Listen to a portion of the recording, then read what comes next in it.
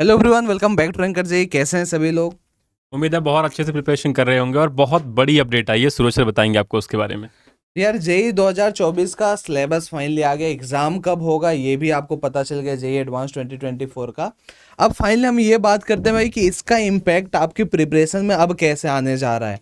हालांकि सिलेबस में कोई भी ऐसा चेंज नहीं हुआ है, जैसा जेई एडवांस 2023 में था, बिल्कुल उसी तरीके जेई एडवांस 2024 का भी सिलेबस है।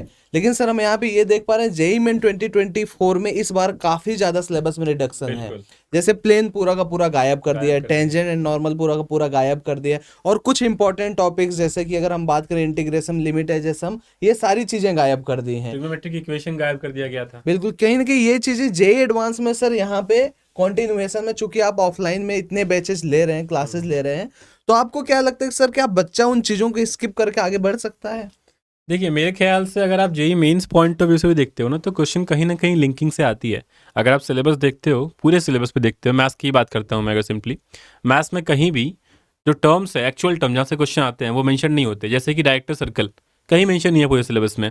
जैसे रेडिकल एक्सिस कहीं मेंशन नहीं है पूरे सिलेबस में, बट क्वेश्चन वहाँ से आता है क्योंकि कहीं ना कहीं वो लाइंस के कॉम्बिनेशन से बन रहे हैं। तो बेसिक्स से ही घुमा फिरा कर जो टॉपिक बन रहे हैं वो पूछा जाता है। तो मेंस पॉइंट ऑफ व्यू से भी आपको एक इनकोर डेप्थ चाहिए होता है। अगर आप पहले अभी ये माइंडसेट में थे कि सर मैं इन टॉपिक्स को स्किप कर सकता हूँ, तो मेरे लिए सर सिंपल दो सजेशन, दो टाइप के बच्चों के लिए।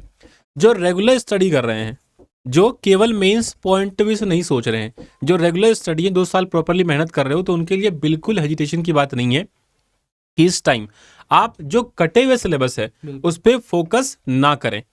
उसको भी देखें मेंस पॉइंट ऑफ व्यू से भी। लेकिन जो इस टाइम पे अभी प्रिपरेशन को स्टार्ट टारगेट कर रहे बैच में हैं, है। अभी जस्ट स्टार्ट किए हैं अच्छे से पढ़ना, वो लोग मेंस पॉइंट ऑफ व्यू से इंपॉर्टेंट मान के उसको हटा सकते हो, कोई दिक्कत बात नहीं है। लेकिन एडवांस ने गेम खेल रखा है पहले ही। एडवांस आप देख सकते हो, अगर आपकी फाइनली थॉट ये है कि मेरे को आईआईटी में जाना है, तो फिर आप इन चीज़ में लैग नहीं कर सकते किसी भी सब्जेक्ट के अंदर। और भाई अपने एडवांस ने जारी कर दिया, बहुत टाइम दे दिया आपको। अच्छी बात यह है कि आप प्रॉपरली अपनी प्रिपरेशन को एक ट्रैक पे ला सकते हो उस टाइम पे, है कि नहीं सर? बिल्कुल सर।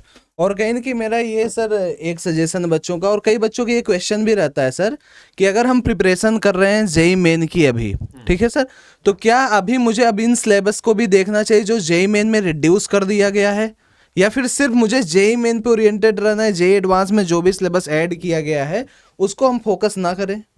देखिए, इस टाइम पे मेरे को क्या लगता है कि जेई मीन्स पहले वाले अटेम्प्ट के लिए जो बच्चे एक प्रॉपर, मैंने वही बोला कि दो टाइप के बच्चे होते हैं। जो रेगुलर स्टडी में है उनको तो कंप्लीट सिलेबस फोकस करना चाहिए। जो जेई मीन्स का पहले का सिलेबस था उससे आपका एडवांस का रिदम भी बन जाएगा अच्छा खासा, और टॉपिक्स इंटरलिंक्ड है बेटा, तो आप छोड़ नहीं सकते उनको। आपकी एक माइंड सेटअप खराब हो जाएगी एडवांस के लिए।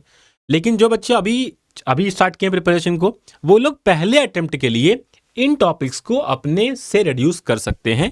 जो करंटली गिवन सिलेबस है जेई मेंस का, उस पर पूरा पूरा फोकस डाल दो इस टाइम पे। पहले उनको अच्छे से फिनिश करो। अगर टाइम तुम्हें लगता है कि तुम्हारे पास टाइम बच रहा है, then go for the other syllabus जो पहले था। एक बार मेंस का पहला अटेम्प्ट अच्छा हो जाएगा तो आपके पास 3-4 महीने का गैप मिलेगा मेंस 2 के लिए। और अगर मेंस अच्छा हो गया पहला वाला, तो मेंस 2 आपके फोकस से ऐसे ही बाहर हो जाएगा। आपका सिलेबस मेनली कहाँ पहुंच जाएगा? सीधा सीधा एडवांस पे। तो जो आपने सिलेबस यहाँ छोड़ा है मेंस पॉइंट ऑफ व्यू से लेने के लिए, तो उस सिलेबस को आप उस 3-4 महीने में अच्छे से कवर कर सकते हो, बिल्कुल सर। है कि नहीं सर? तो कहीं ना कहीं जो बच्चे अच्छे हैं, जिनका सर मॉक में 180 प्लस मार्क्स आ रहा है, 190 प्लस मार्क्स, और वो कंप्लीट सिलेबस पे जाएं, हाँ। कहीं इधर उधर ना भटको, क्योंकि उससे आप अपना आईक्यू डेवलप करोगे, अपने स्किल्स को डेवलप बिल्कुल। करोगे, और साथ ही साथ में जे एडवांस के लिए भी आपके लिए काफी फायदेमंद रहेगा। लेकिन जो बच्चे यार 90 नंबर, 80 नंबर, इस नंबर के बीच में वो मॉक टेस्ट में या फिर पार्ट टेस्ट में स्कोर कर रहे हैं, तो डेफिनेटली यार वो जेई मेन को ही ज्यादा फोकस करो और उसी के सिलेबस पर ओरिएंटेड रहे। क्योंकि डेफिनेट सी चीज़ें यार, जो चीज़ें हटी हैं जेई मेन में, कुछ चैप्टर्स को हटा दिया जाए सर, तो वो चीज़ें ऐसी थी जो एप्लीकेशन पार्ट थे। हाँ। ऐसा नहीं कि आप उसे अलग से पढ़ते हो और एक बात बेसिकली। और भी है सर, जैसे कोई भी अगर चैप्टर रिड्यूस किया गया है, तो आई डोंट थिंक कि उस चैप्टर से वो लोग सवाल पूछेंगे। एग्जैक्टली। लेकिन टॉपिक्स के पीछे नहीं भागना चाहिए इनको। हाँ, जो टॉपिक्स रिड्यूस किए गए, टॉपिक्स बेसिकली एक एप्लीकेशन पार्ट, उसका थोड़ा सा एक्सटेंडेड वर्जन है। हाँ। उसे आप एक प्रॉब्लम समझ के, जैसे आपने पिछली चीजें पढ़ी, उसे एक प्रॉब्लम समझ के आप उसे सीख सकते हो। तो जो चैप्टर रिड्यूस कर दिया, डेफिनेटली उसे आपको नहीं पढ़ना है। जैसे मैथमेटिकल रीजनिंग, केमिस्ट्री में कई चैप्टर्स रिड्यूस हो गए हैं।